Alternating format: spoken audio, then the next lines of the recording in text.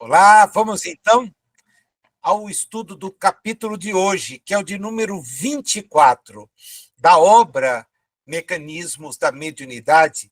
Este é um capítulo muito interessante e é importante que a gente ligue o estudo que está aqui com aquele que nós fizemos no nosso último encontro. É muito interessante ver essa maneira como André Luiz vai analisar a obsessão. Só para que a gente pegue um gancho e se recorde do que está lá no 23, ele nos chama a atenção para o fato de que muitas vezes as manifestações ditas anímicas, porque são procedentes do espírito do médium e não de um outro espírito, tais comunicações são fruto de processos obsessivos que o médium enfrenta. Isso é muito interessante, é muito importante a gente não perder de vista, porque, como encarnados, nós participamos do grupo mediúnico sem ter a dimensão do que ocorre na realidade espiritual. E como ele coloca no capítulo que antecede o de hoje, muitas vezes entidades voltadas para a prática do mal e que têm em relação aos médiums, aos participantes do grupo mediúnico, algum tipo de comportamento no sentido de não perdoá-las, estimulam lembranças que aqueles que estão participando como médiums acabam vindo recordar. E isto faz com que, ao invés de trazerem comunicações de entidades que estão na realidade espiritual, no momento em que se concentram, acabam por trazer lembranças, evocações de suas próprias experiências. Tudo isso tem uma importância muito grande. E o capítulo de hoje, que é justamente desenvolvido a partir da ideia central do efeito de uma hipnose, do efeito de determinada vibração direcionada para este ou aquele espírito enquanto encarnado, ele junta as coisas. Nós vamos ver no decorrer da abordagem aquilo que está no capítulo 23 do Livro dos Médiuns, que é justamente onde Kardec aborda a questão das obsessões. Das obsessões. A ideia fixa ou a sugestão para que as ideias se fixem, que pode ser, e registra André Luiz, em muitos casos, fruto da ação dessas mentes que não concordam em que aquele que está encarnado momentaneamente se esqueça dos equívocos que tenha praticado. Como nós somos espíritos em evolução, os que nos circundam estão na mesma situação. Há momentos em que podemos buscar ser melhores, porém, o conjunto dos nossos comportamentos e, principalmente, o conjunto dos nossos pensamentos revela o estágio evolutivo em que nós estamos. O que as entidades que nos cercam observam? São as nossas posturas? Não, evidentemente que não. Eles observam aquilo que pensamos, se sintonizam com aquilo que pensamos. Então, é por aí que ele vai começar a análise. Como nos demais capítulos que precederam, este também se estrutura em 6 tópicos. Mas são tópicos, de alguma forma, aprofundados, porque permitem que a gente aborde a questão dentro de uma ideia que conjuga a informação de natureza científica com aquela que é advinda do conhecimento espírita. Ele começa nos lembrando, no tópico pensamento e obsessão, olha a riqueza do tópico, pensamento e obsessão. Por dizer que, quando a gente estuda em conjunto obsessão e mediunidade, se fizer uma abrangência, vai olhar quase toda a humanidade. É sério demais essa frase. É sério demais. E isso se liga com o que nós vimos no último encontro, porque é justamente o fato de todos transitarmos na mesma zona evolutiva que nos vincula ao planeta. Não há nada diferente dessa ideia. Não há nada. Nós não somos espíritos, e digo isso da minha parte, superiores a ninguém. Sou um espírito que luta contra as próprias imperfeições. E aqueles que jornadeiam comigo fazem o mesmo esforço, estejam encarnados, como estamos agora, estejam desencarnados. Então, todos lutam, todos lutam. Ele coloca, então, onde vai fixar a sua atenção.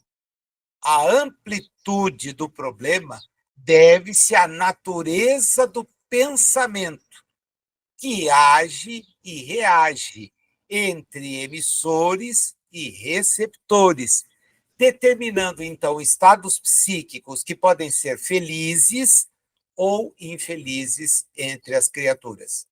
Os que tiveram a chance de participar conosco do estudo do livro Pensamento e Vida, e os que não tiveram, podem acessar as aulas que estão disponíveis nos canais, salvo engano, é no YouTube que esta série de estudos está, vai poder localizar ali, no estudo daquela obra, justamente a preocupação do Emmanuel em detalhar aquilo que ele denomina uma cartilha que nos é apresentada antes de reencarnarmos.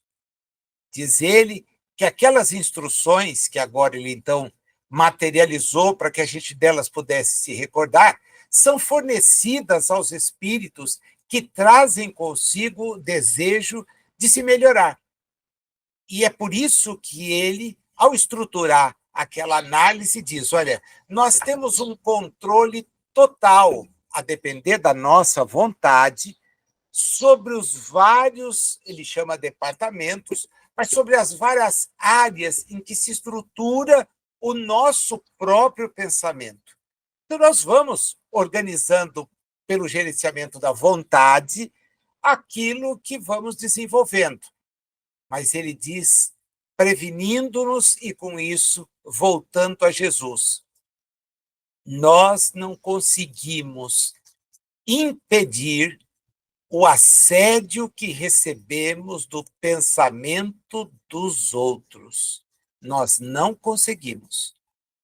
Nós podemos ter um controle, seria um grande progresso ter um autocontrole sobre as nossas ações, sobre os nossos pensamentos, mas não conseguimos criar barreiras em relação aos que vêm dos demais. E isso, então, traz uma dificuldade imensa.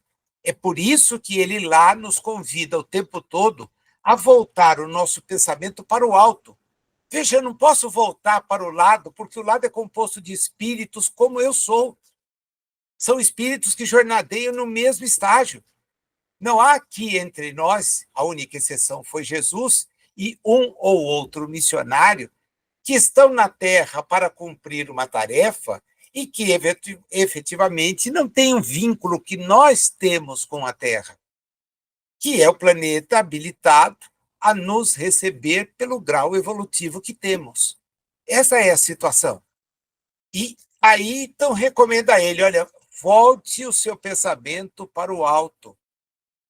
Reflita a Deus, porque só assim nós estamos saindo da vibração que é a vibração comum, e que é uma vibração que tanto tem encarnados como desencarnados. A partir dessa ideia-chave, a gente entende, então, que há momentos do nosso dia em que nós estamos com pensamentos que emitimos e tais pensamentos são felizes. Mas há outros momentos em que os nossos pensamentos retratam exatamente o contrário. E como retratamos as duas situações, isso é evolução. Evolução. A gente vai estar livre disso quando chegar no mundo celeste. Até lá, não. Vai ter sempre a oportunidade de se confrontar. Lógico que vamos voltar lá na gradação de Allan Kardec e o Evangelho segundo o Espiritismo, nas muitas moradas, quando ele diz: há predomínio do mal, sem nenhum laivo do bem, há predomínio do mal com alguns laivos do bem, é onde nós estamos, há predomínio do bem com laivos do mal, são os mundos felizes, e há mundos onde só o bem, o pensamento do bem impera, são os mundos celestes. Então, até chegarmos ao estágio de espíritos habilitados para mundos celestes, nós vamos estar o tempo todo nesse jogo. E o que é importante é como nós pensamos. Isto que ainda para os espíritas, e de uma maneira em geral para as pessoas, não é uma coisa clara. Mas não é mesmo. A pessoa ainda acha que o importante é o gesto externo. E Jesus mostra há mais de 2000 anos que essa é uma postura errada. Você está diante do altar, você vai oferecer o seu sacrifício a Deus, era a prática que havia no seu tempo, no seu mundo, não uma prática que ele observava. Não há registro nenhum de Jesus fazendo ofertas no templo. Existe a notícia da oferta feita por seus pais quando ele foi apresentado no templo para a circuncisão. Só esse registro. Mas não há registro dele ali. No templo, sim, observando, examinando. Mas ele sai com essa. Você está diante do altar, vai fazer a oferta, tem alguma coisa contra alguém? Se você tem, deixa a oferta e vai buscar se reconciliar com aquela pessoa. Não se preocupe com o externo. Preocupe-se sempre com o que vai no seu pensamento, porque é aí que mora o perigo. É aí que mora o perigo. Ele registra, então, agora André Luiz: sem aprimoramento, o espírito sofrerá o resultado de seus erros em seus instrumentos de manifestação, perispírito e corpo físico. Perispírito e corpo físico. Para afiançar para nós, sofrem as células físicas por força dos agentes mentais viciados que se estendem ao corpo espiritual e refletem no cérebro. Veja, a questão está no pensamento. O espírito é o pensamento. O espírito é o pensamento. Tudo mais é elo de ligação, perispírito, ou instrumento para a vivência em mundos primitivos, em mundos de expiações e provas. O corpo mais denso que o espírito vai precisar. Em mundos felizes, o corpo já não é tão denso. Deixará de ser necessário só no mundo celeste. Esta sintonia, acresce ele, acaba por causar distúrbios psicossensoriais e, por consequência, quadros alucinatórios e aquilo que se conhece como doenças da mente, doenças mentais. É tão importante isso que a gente tem que, nessa hora, parar e refletir. Mesmo. Todos vocês conhecem a obra dele chamada Nos Domínios da Mediunidade. Nós estamos estudando os mecanismos. E lá em Nos Domínios, há um capítulo que vale a pena reler ou ler, se for o caso, que é o de número 13. onde ele observa exatamente isso. A consciência pesada de propósitos de prejudicar não pode atrair outras forças que não sejam as mesmas. Não tem como, não tem como. Então, nós vamos refletir e vamos agir em decorrência do nosso pensamento. O importante está no vigiai. Vigiai. E esse vigiai, o que é? É justamente aquilo que a gente pensa. Orar e não manter o pensamento sob controle não produz efeito. Não produz mesmo. Porque não adianta nada eu ficar repetindo fórmulas se eu não pensar de maneira diversa. Não pensar de maneira diversa. Naquele capítulo 13, há uma frase que eu acho assim, a síntese dessa ideia. Vigiemos o pensamento, purificando no trabalho incessante do bem. Então, o vigiai tem esse sentido. Cuidado com o que nós emitimos, porque as nossas emissões, elas vão encontrar sintonia.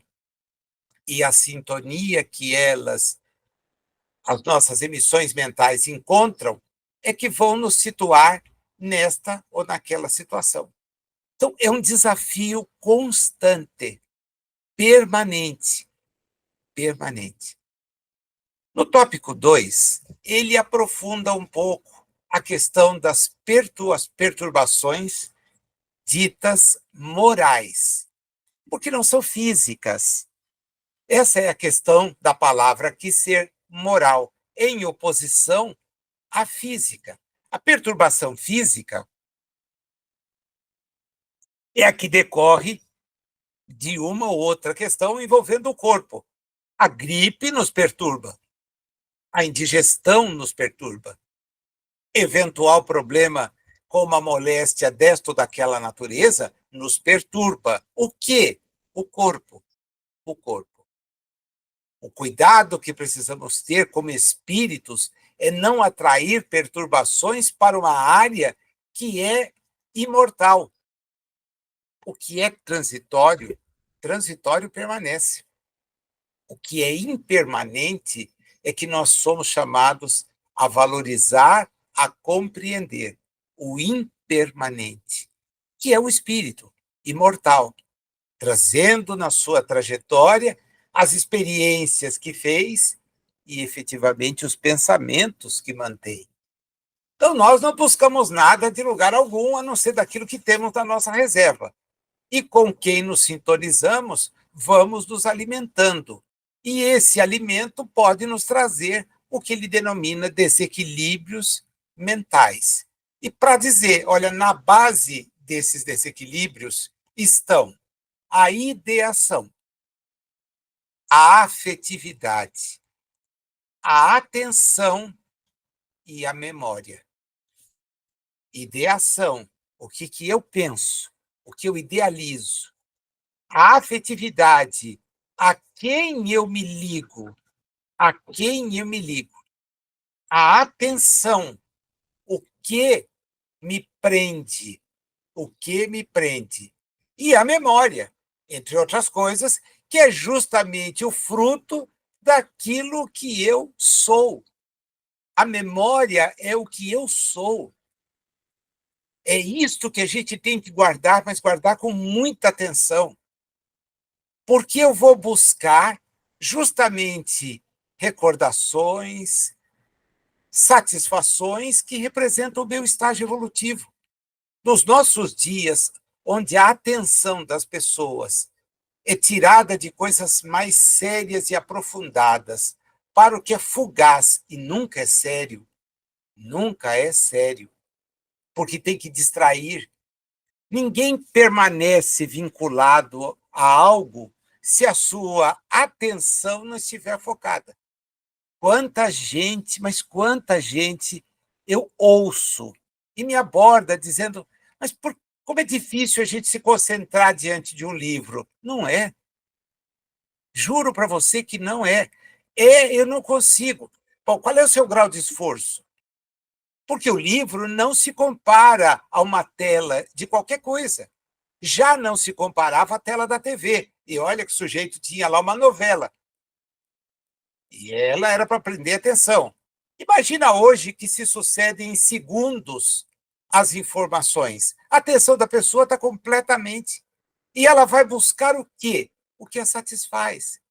Então, o que ela recebe? Olha, de acordo com os interesses que cada um de nós tem, as páginas que nós somos levados a consumir os retratam.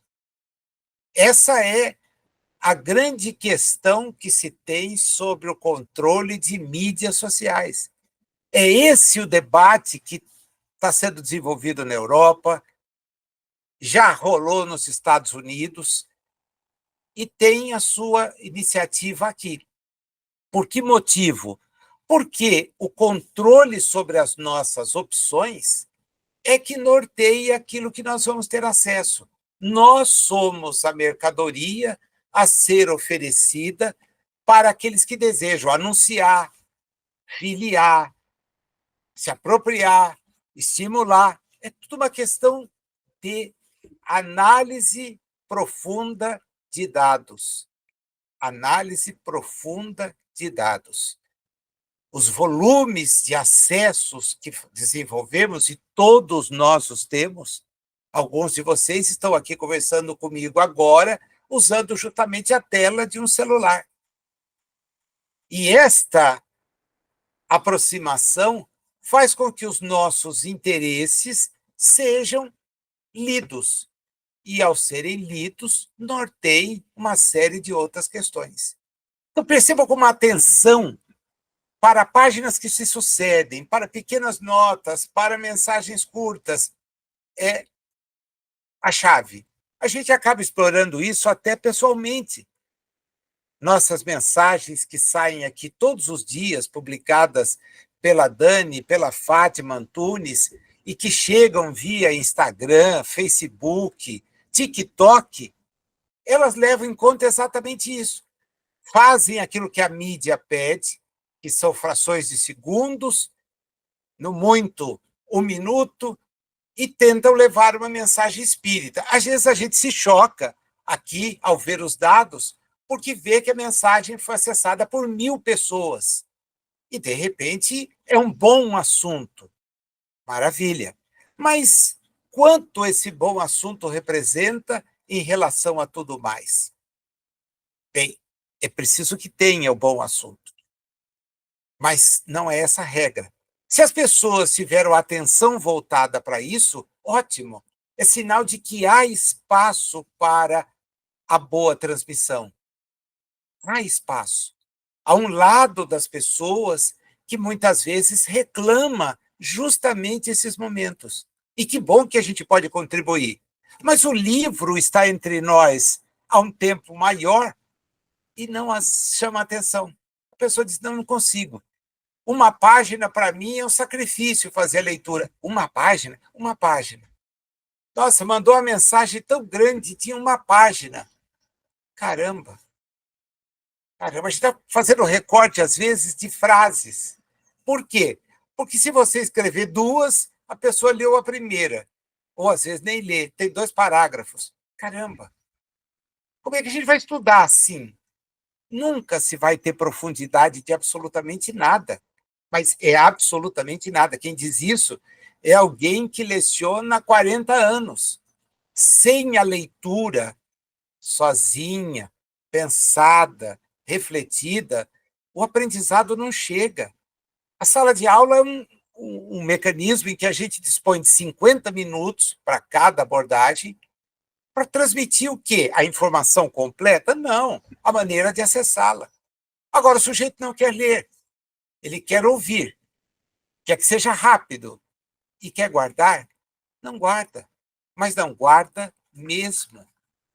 Saída que se encontrou, demorou, vedar o uso do celular em sala de aula. Mas isso é óbvio. A pandemia permitiu, estimulou que a gente acompanhasse a aula pelo celular, mas ele não é o companheiro para aprendizado. Não é mesmo. Porém, foi perdida a rédea. O resultado é que o professor tem à sua frente um caminhão de alunos, todos olhando para a tela. Eu já cheguei a mandar mensagem no grupo de alunos, e olha que eu leciono em universidade, ensino superior, mas mandar mensagem no grupo de alunos dizendo, olha, quero que vocês leiam da página tal a tal para a gente fazer a atividade da próxima aula. Ué, o senhor mandou antes, por quê? Porque eu sei que vocês vão ler mandando a mensagem. Se eu falasse, muitos não ouviriam, porque estão ali com o corpo. A atenção está fora. E a atenção fora, esquece. Não há vínculo, não há aprendizado. Diz André Luiz que estas bases, esses elementos da base dos desequilíbrios mentais, também estão por trás do que ele denomina psicopatias clássicas. De novo, eu preciso que todo mundo entenda o contexto do ano em que o livro foi escrito. Naquele ano, e hoje, de certa forma, só que com uma riqueza de detalhes maior, as moléstias ditas psicopáticas podiam ser classificadas como esquizofrenias, parafrenias, oligofrenias, paranoias, psicoses, neuroses da mais larga, variada expressão. Elas, para ele, numa síntese muito providencial, são perturbações da individualidade transviada do caminho que as leis divinas assinalam à evolução moral. Os espíritos o tempo todo nos dizem que é necessário conhecer a lei divina. Conhecê-la. Para quê? Para observá-la. Então, conhecer, mas não observar, significa perder a oportunidade. Vejam como a montagem é bem fácil da gente compreender. Nós continuamos experimentando perturbações porque não conseguimos nos afastar dos desvios que nos impedem a evolução moral. Essa é a regra. Então, com base naquelas 4 primeiras palavrinhas que são profundas, o que nós idealizamos, onde estão os nossos afetos, onde estão, em que se concentra a nossa atenção e daquilo que nos lembramos, dá o quadro da nossa evolução. Dá o quadro. É um quadro para nos manter no mundo de expiações e provas. Quando ele for diferente, é um quadro que nos habilita a estar no mundo dito feliz. Quando ele restar superando todos os entraves, e muitos outros que devem existir, mas que a gente ainda não tem acesso, nós não conseguimos sair. A partir daí, então, teríamos habilitação para estar em mundos ditos celestes, onde inverte a mão.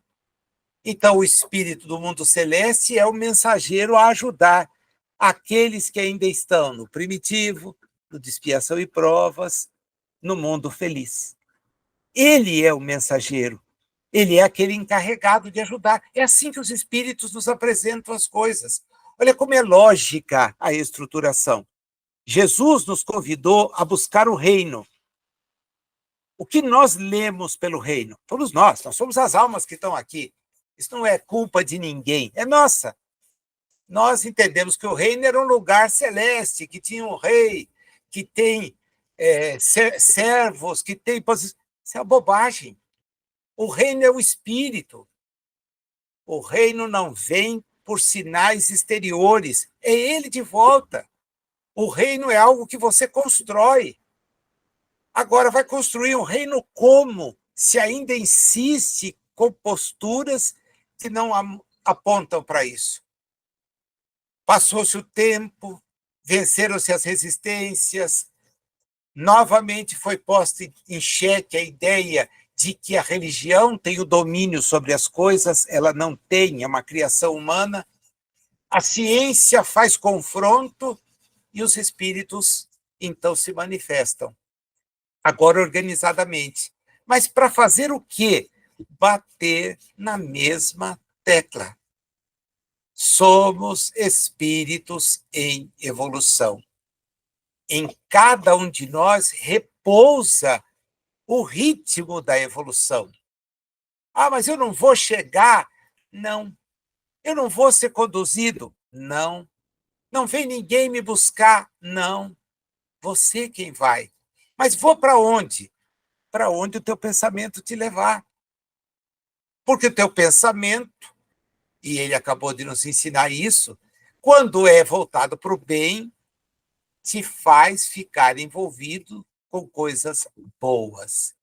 E quando não é, bom, quando não é, a gente deixa para lá, porque é perder tempo, né? É perder tempo. Continua ele.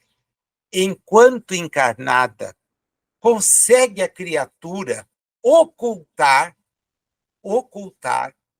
os resultados das paixões, abusos e viciações a que se dedica. Às vezes consegue, outras vezes não. E vem aí os escândalos, porque você, de repente, toma no conhecimento de práticas, de posturas que chocam. Mas como? Não, não é possível. Ele não está envolvido nisso. Está. Está. Mas isso é uma conduta que, então, infelizmente está.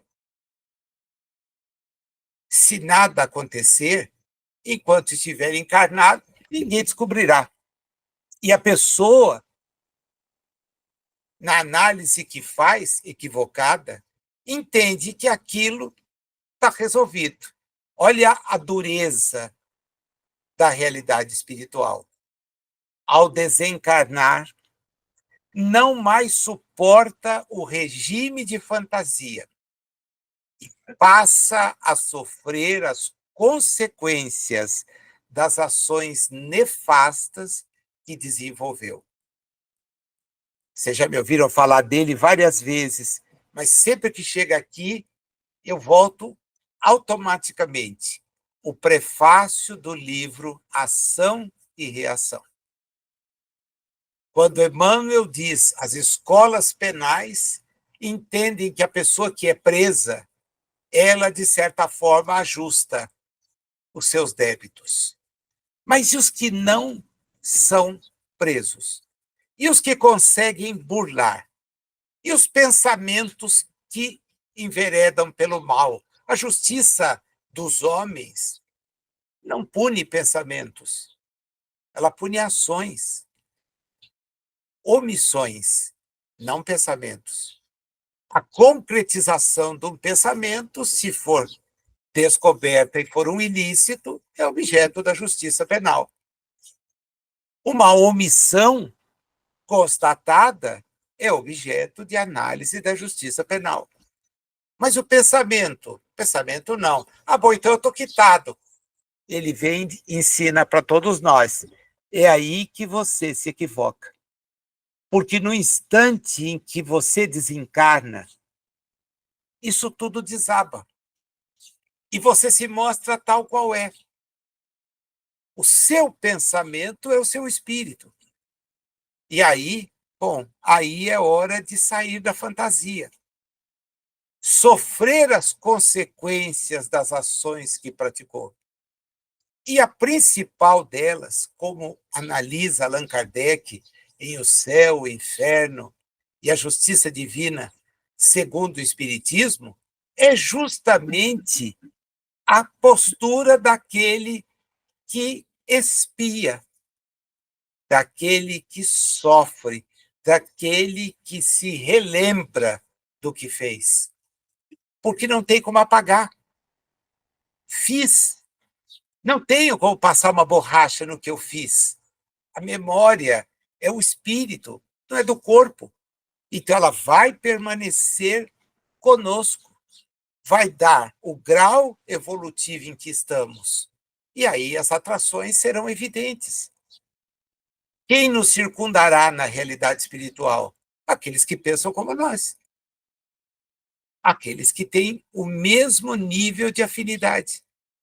Então, se o nosso pensamento não é elevado, como é que eu vou contar com a assistência de espíritos elevados? Não dá, não dá. Eles não podem, Nazil, eles não querem, pelo contrário, podem e querem. E por que não fazem? Porque nós não estamos preparados para isso. Infelizmente, nós nos iludimos. E as religiões, de uma maneira em geral, trabalham por essa ilusão. Agora, percebam, quando a gente faz uma análise crítica do discurso religioso, a gente percebe que ele é equivocado, porque ele fala de regiões em que a pessoa, por exemplo, vai estar afastada daqueles que com ela conviveram. Quando Kardec aborda a questão do céu, ele diz assim: vá lá, que seja a ideia possível. Está pensada, não é factível. Mas que mãe ficaria feliz num lugar celeste, sabendo que o filho sofre em região abissal? A postura daquela que houvera sido a mãe de André Luiz, logo na abertura de nosso lar, é uma postura a demonstrar a preocupação do espírito que avança. Ela teve cuidado para com ele, pedindo a Clarencio o orientasse. Então, logo estiveram juntos, ela já antecipou: eu tenho coisas para fazer. E elas envolvem o que foi seu pai e aquelas mulheres com as quais ele manteve, durante a encarnação, vínculos que vinham contra o que ele mantinha comigo. E mais, tenho também suas irmãs por olhar. Vou voltar e tentar recebê-los, ampará-los. Então, ninguém vai a uma região em que possa estar melhor, tendo o bom interesse de amparar, tendo esquecimento dos que ficaram. Então, como é que se pode vender um céu assim? Como é que se pode vender uma coisa que o próprio Criador não pensa? Não pega espíritos que vão entendê-lo para colocá-los a estar ao lado dos que estão avançando? Não foi essa a mensagem que Jesus o tempo todo revelou? Vim em nome do Pai. Para quê? Para esclarecer, para ajudar. Diz André Luiz para a gente parar e pensar. Com o pensamento desorientado, atuando sobre os centros perispirituais, induz a mente a desarmonias e desequilíbrios que a dominam. Tais alterações consolidam no espírito as inibições que vão dominar-lhe a personalidade em futura existência, sob a forma de fatores mórbidos, causadores de disfunções cerebrais. Essas agora se dão no corpo físico, por tempo indeterminado.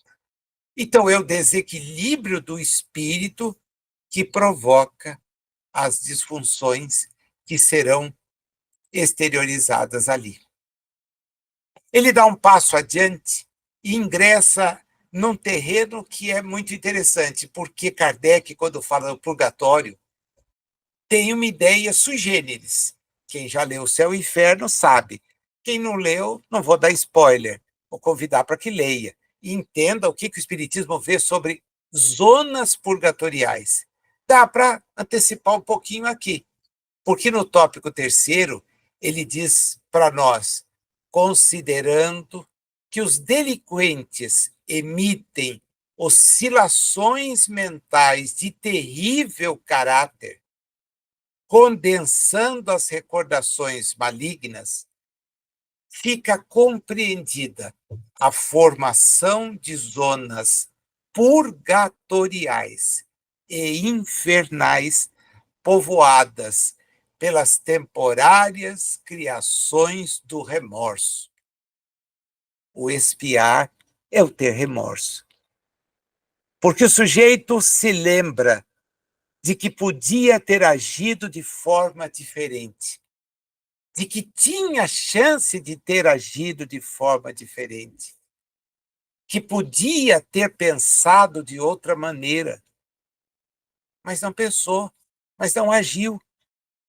Podia ter compreendido, mas foi lá e quis fazer justiça pelas próprias mãos. Podia ter aceito a limitação do outro, mas não, quis se impor.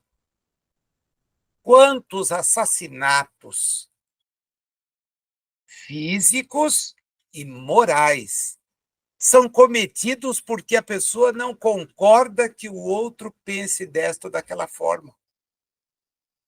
O assassinato moral é uma prática muito mais larga do que o assassinato físico. E olha que a gente vive num mundo em que os assassinatos chocam. Chocam. Por motivos banais. Banais.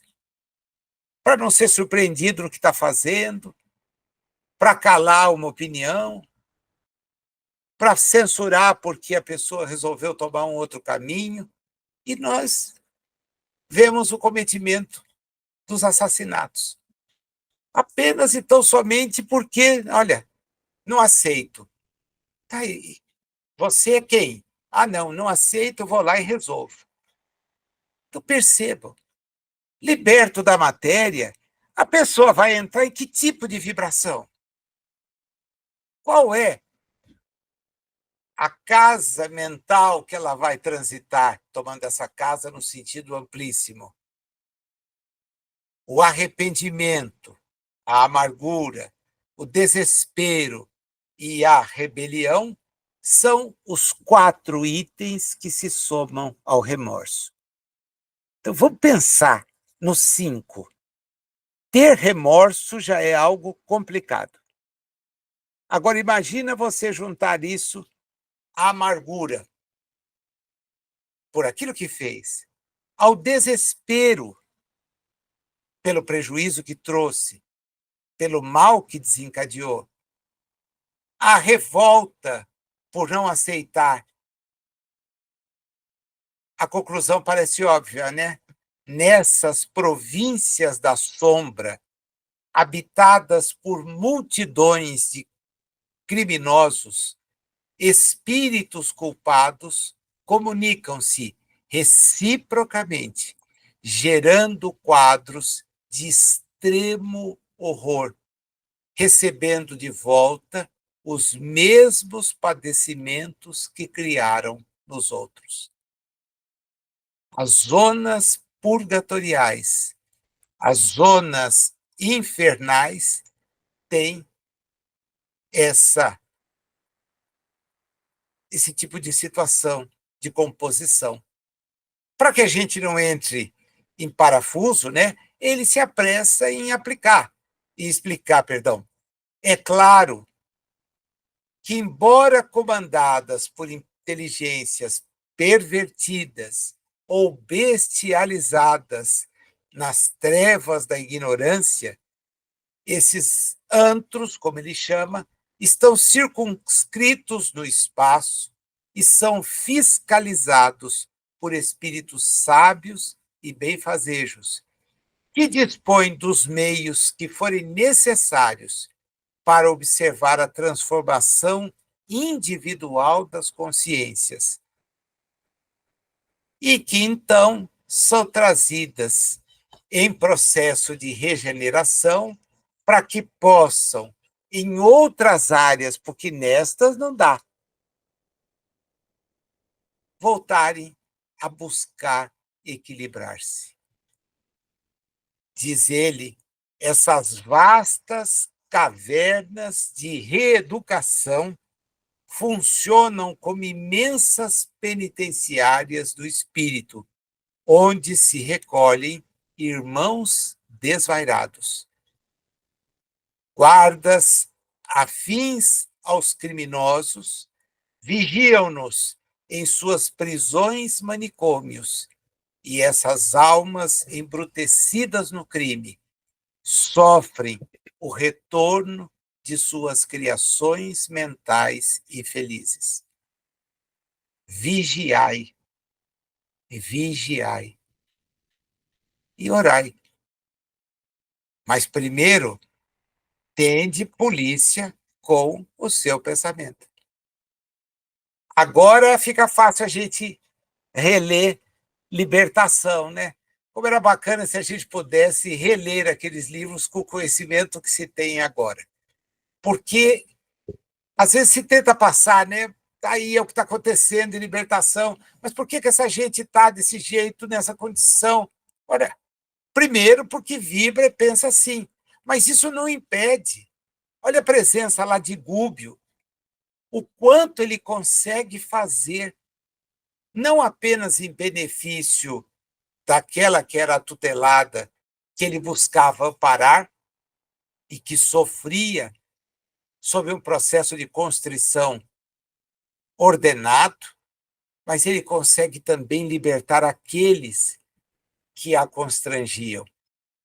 Consegue fazer isto, mas não é capaz, apesar do grau evolutivo, de vencer aquele que era o mentor de toda aquela situação.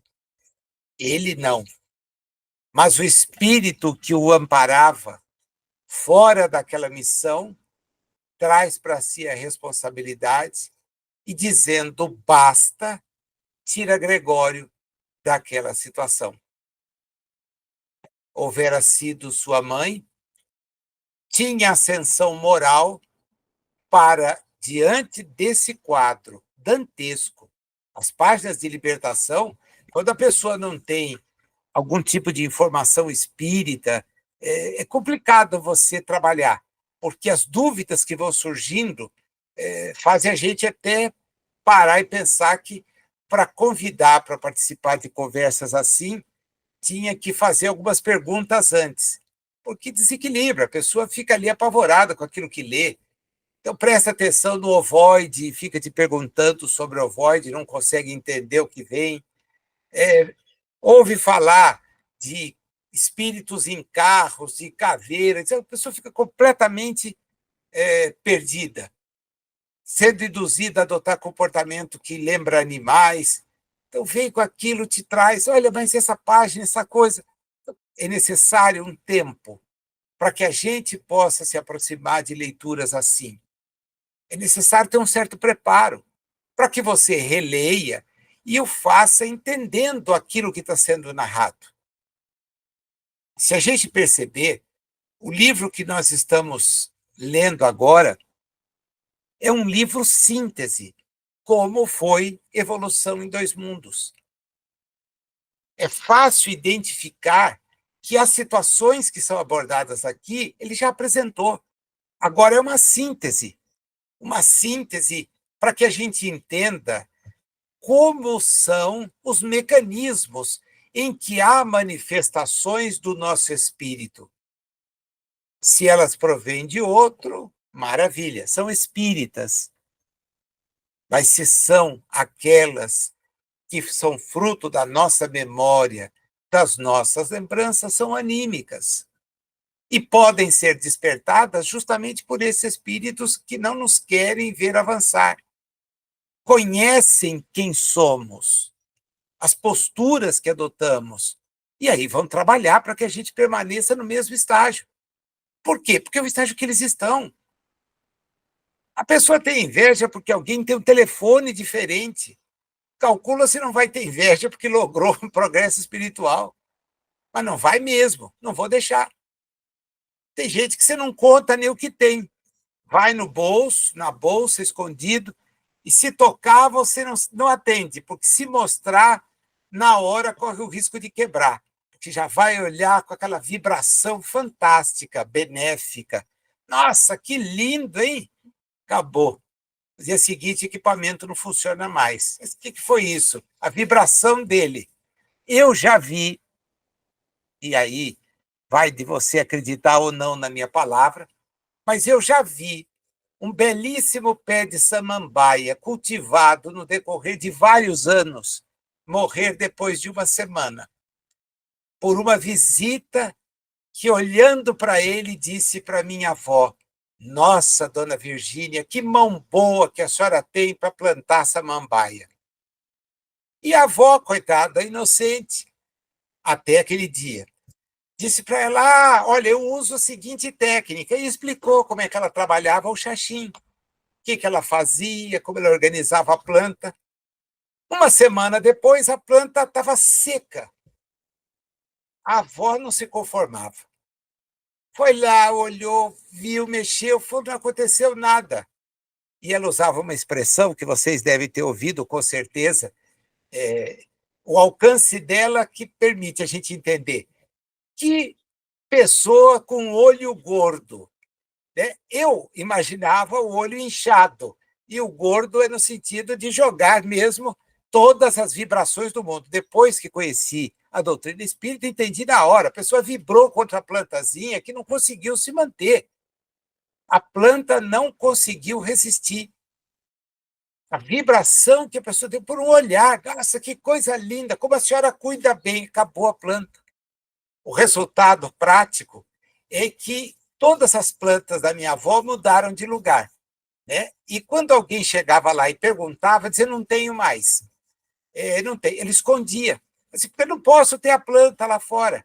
E como essa pessoa do olho gordo era alguém que a gente não podia impedir de ir em casa, não posso declinar mais do que isso, mas não podia impedir, então ela ia. Eu vou dizer: "Não, não precisa saber onde está, não." E escondia, né? Pé, xaxim, a avó nunca mais mostrou. Samambaia, não. A avó dizia: "Tem as roseiras lá na frente, olha, e tomara que o espinho fure o olho gordo." A avó: "Não vai furar o olho gordo." Vai. Quem tem olho gordo vai furar. Lógico que ela usava uma brincadeira, fazia uma brincadeira, mas eu entendia, né? A vibração da pessoa, tamanha que jogava aquilo tudo para baixo. É muito interessante a gente perceber. André Luiz apresenta agora uma lista de pessoas que ele diz são fruto de desequilíbrios de natureza espiritual. O tirano, o suicida, o homicida, o carrasco do povo, o libertino, o caluniador, o malfeitor, o ingrato, o traidor do bem, o viciado e esquece a lista. Eles são reunidos em lugares assim porque trazem no próprio espírito condições de identificar o quanto não conseguiram ainda evoluir mentalmente. Para nos explicar que todos os redutos de trevas e sofrimentos compreendem extensas regiões de trabalho evolutivo da alma, como mesmo ele denominou um hospital carcerário para tratamento de consciência envelhecida. É necessário que isso aconteça. Reunidos ali, aqueles espíritos vão purgar, vão tentar, de alguma forma, ser preparados para posteriores experiências. Eu não sei se vocês recordam, mas lá em nosso lar, chama de todo mundo a atenção, né, o fato de que André Luiz fala de algo perto de 8 anos. O curioso é quando a mãe dele diz que o pai está há 12 em zona de trevas compactas no umbral. 12. E ela vai reencarnar para dar acolhida a ele, o que significa que essas 12 ainda vão se estender por mais um bom tempo. É o presente do espírito. A contagem do tempo é um fator de natureza temporária, material. Nós é que precisamos a comparação do que está ali para o que está lá. O trajeto ao tempo que eu despendo, etc, etc. Para o espírito é o presente. E se a situação é boa, é um presente. Se a situação não é boa, é presente do mesmo jeito. Para que a pessoa se recorde. No 4, ele trabalha a questão da reencarnação de enfermos. Para dizer que estão desses abismos expiatórios, vêm para a reencarnação quantos se mostram inclinados à recuperação de valores ou dos valores morais em si mesmos. O valor moral não é no outro, é em mim. Se eu tenho, está tudo certo. O outro é problema dele. Eu exemplifique que tenho, porque assim está tudo resolvido. Se eu censuro, eu não posso ter o mesmo comportamento. Se eu acho que é inadequado, não vai ser jamais o meu. Agora, eu sei que tenho comportamentos inadequados, então eu preciso mudar. Eu tenho que vibrar de maneira diferente. E se ele, então, renascem comumente entre aqueles que os induziram à queda, ou como objeto de amorosa ternura por parte de corações que por eles renunciam à imediata felicidade nas esferas superiores, amparados no recesso do lar. É curioso, né? É a postura da mãe do André Luiz. Ela estava numa zona vibracional diferente de nosso lar. Um estágio, uma outra esfera das 7 da Terra. Já estava em esfera mais avançada. Mas ela se dispõe a voltar para fazer o quê? Para ajudar. Ela vai ser o amor que vai trabalhar na recuperação daqueles espíritos. Mas, puxa, aqueles espíritos a magoaram. Não. A pequenez da atitude daquele que comete deslizes, como a traição, como a calúnia, etc., por aqueles que já estão em outra faixa vibracional, não é considerada. O exemplo de Jesus a pedir perdão porque aqueles que o agrediam não sabiam o que estava fazendo é o que denota isso. Não sabe. Acha que está tá enganando e, na verdade, está se enganando. Agora, quando acontece essa volta, é preciso constatar, porque André Luiz também coloca todas as letras, que tais espíritos, quando renascem, permanecem espiritualmente ligados aos planos inferiores de onde assimilam o influxo aviltante. Reencarna, mas tem que mudar por si. Por isso é que a reencarnação é apontada pelos espíritos como uma bênção. Porque a gente, de certa forma, não se lembra do que fez, porém pensa, pensa. E, ao pensar, retrata aquilo que é. Aquilo que é. Então, o nosso objetivo é o objetivo de trabalhar para mudar a nossa própria situação. Nós precisamos alterar isso. Do contrário, não vai haver progresso da nossa parte. Não vai haver progresso da nossa parte. Sigamos, porque a gente vai se deparar agora exatamente com a questão ligada à obsessão e à mediunidade.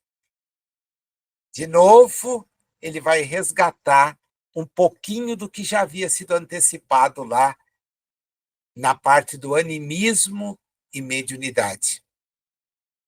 muitas vezes tratados sem resultados satisfatórios pelos recursos da psiquiatria, da medicina, tais enfermos da alma são conduzidos às casas espíritas para receberem amparo fraterno, algumas vezes passes, outras vezes a água magnetizada e, acima de tudo, orientações. Ele faz uma pergunta. Curioso, né? Dificilmente André Luiz apresenta perguntas, mas está lá, está no texto. Seriam médiuns?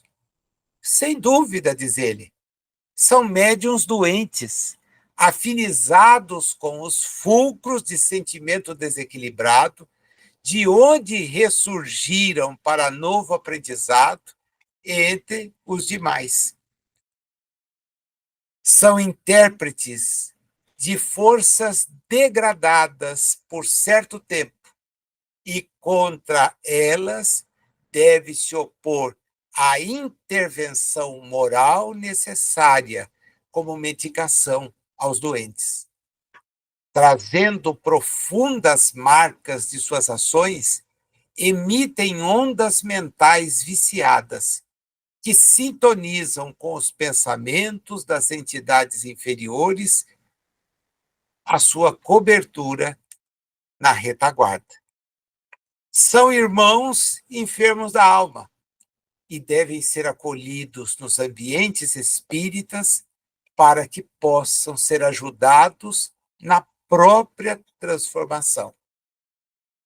É só o espírito renovado para o bem, que é a lei de Deus, é a lei do bem, que vai se converter numa peça importante de reajustamento geral dessa ou daquela engrenagem perturbada, conturbada na máquina da vida. E aí o estudo das obsessões é justamente o que Kardec faz, é o escolho da mediunidade. Porque não há como nós sabermos, senão depois de muita observação, se aquele que transita conosco sofre esse tipo de influência, que Kardec, então, gradua na obsessão simples, na obsessão por fascinação e no modo mais pesado, que é a obsessão por subjugação. Eu não vou ao Livro dos Médiuns porque é obra básica, e obra básica a gente conhece, ou em tese sabe onde encontrar. Mas é de coração que eu gostaria de recomendar para todos que relessem o capítulo 23, como eu recomendei na semana passada, a leitura do 19, do 23, porque ele dá um norte para nós. E a gente, então, agora lê diferente. Veja que todos somos médiuns, portanto, todos somos sujeitos a isso. O que somos enquanto espíritos? Bom, nossos pensamentos revelam. Nazil, nem posso pensar nos meus, então. É aí um alerta. Porque os seus traduzem aonde você vibra. A sua desencarnação vai te levar para esses pensamentos. Ah, não, mas eu desejo estar num lugar melhor. Então, precisa começar a mudar o pensamento. E voltar as suas ações para a prática do bem, que deve ser uma sugestão do seu pensamento. Eu preciso fazer o bem. Eu tenho que fazer o bem, não importa quem. Se não consegue fazer sozinho, una-se a outros. Mas vá fazer. Saia do comodismo. Saia da região de conforto. Porque a desencarnação nos devolve a realidade nua e crua do que somos. Então, fulano, será que está numa região celeste? Se era um espírito voltado para o bem, que pensava no bem, está numa região melhor daquelas que circundam a Terra. Região celeste, não. Nem vira estrelinha, como as pessoas costumam dizer, e me deixa possesso, para usar um termo que remete à obsessão. Virou uma estrelinha. Caramba, anos e anos de astronomia, explicação, tentativa de entender, e o sujeito sai e vira uma estrela. E o camarada identifica ele no cosmos, é aquela nova que surgiu ali. Juro, juro, que eu não consigo identificar nada, deve ser pela deficiência visual. Tá? E quando imagino que o tempo é de bilhões de anos, como é que o infeliz notou alguma coisa? Ah, quanta infantilidade! Dá para perceber o tipo de espíritos que nós somos? É isso aí, em que o sujeito então acredita na conjugação dos astros, vai alinhar planeta para que o dia dele seja melhor. E Saturno vai. Gente, quanta infantilidade espiritual! Infantilidade espiritual. É esse o quadro que a gente encontra nesse tipo de afirmativa. Ah, não, mas ele é palestrante, pior ainda. Ah, mas ele diz que tem o horóscopo espírita. Misericórdia. Misericórdia. Tem um livro com esse nome, é por isso que eu estou brincando aqui. Eu o perdi e confesso que não lamento ter perdido, porque era uma barbaridade. Horóscopo espírita, boa edição, etc. E, pelo que soube, boa vendagem. Outro dia até procurei num sebo, mas rapidamente a ideia saiu da cabeça. Sabe? Me veio aquele memezinho da entidade maligna dizendo: procura o livro, e eu aí fui atrás do livro. De repente acordei, desiste do livro. Ele sumiu. Se ele sumiu é porque era para sumir. Olha que não some livro que eu gosto, mas sumiu. Então, eu não gostava dele, mas me chamou a atenção o título, eu peguei, comecei a ler e me choquei. Mas publicado por Casa Espírita. Segura. Tudo isso, meninos, nos leva à conclusão, que é o tópico 6, a doutrina espírita. Veja onde ele coloca, ele fecha sempre os capítulos mostrando qual a saída que a humanidade já dispõe, que recursos estão disponíveis para ajudar na compreensão de tudo isto. E é graças à doutrina espírita que a gente pode enunciar cada frase até agora, porque foi possível cotejar o que nós já lemos, a obra escrita por Allan Kardec, as informações que ele nos traz e nos trouxe em outras obras. Isso é espiritismo. Diz ele, a atividade religiosa na edificação humana traduz socorro celeste aos desvios morais dos encarnados em busca de reparação. Elevada percentagem dos homens traz no íntimo raízes de união com o pretérito de sombra, pelas quais sofrem obsessões ocultas. Tais processos reavivam-se nas mais diversas idades, relacionados aos débitos que nós trazemos, que buscam, então, ser solucionados, tanto quanto possível, na experiência que nós temos. Diferentemente da visão religiosa, agora ele fala de espiritismo e diz: a doutrina espírita transmite o amparo moral como recurso mais sólido na assistência às vítimas do desequilíbrio espiritual, porque oferece-lhes o estudo nobre e o serviço santificante, que se traduzem, ou pelo menos buscam se traduzir, num clima de transformação e harmonização do que? Dos pensamentos e das ações. Para que a gente possa, então, olha aí o Emmanuel conjugado aqui, assimilar a influência benéfica dos agentes espirituais da necessária elevação. É aí que a gente consegue. Nessa hora, nós vamos conseguir, graças à intervenção que nós buscamos, receber o apoio para ter forças. O nosso passado nos vincula ao que somos em decorrência das práticas que tivemos, dos pensamentos que externamos. O Espiritismo nos convoca para um novo estágio. Então, a gente ouve falar de recuperação espiritual, de mudança de sintonia, de convite ao trabalho. Eu brinquei aqui a semana do nosso último encontro dizendo: os que acusam o Espiritismo de ser uma prática de natureza diabólica, satânica, acabam anunciando uma bobagem do tamanho do caminhão, porque eles admitem que aqueles espíritos transviados, segundo afirmam, sempre para o mal, se regeneraram. Porque o sujeito vai numa casa espírita e convida o povo a fazer caridade. Pede para o pessoal fazer prece. Recomenda aplicar passe. Sugere magnetização da água. Manda repartir, convida a deixar o guarda-roupa mais vazio e cobrir aqueles que não têm roupa. Convida para ir numa casa de sopa. Gente, se Satanás entrou nesse nível de mudança, louvado seja, porque é uma mudança fenomenal. Fenomenal. Olha que progresso. Que progresso. Não é nada disso. O Espiritismo é Jesus. Agora descoberto das bobagens que lhe foram acrescidas. As preocupações de ditar rumos quando ele próprio nos mandava nos voltarmos para Deus. Ele recomendava a prece, o contato com o Pai.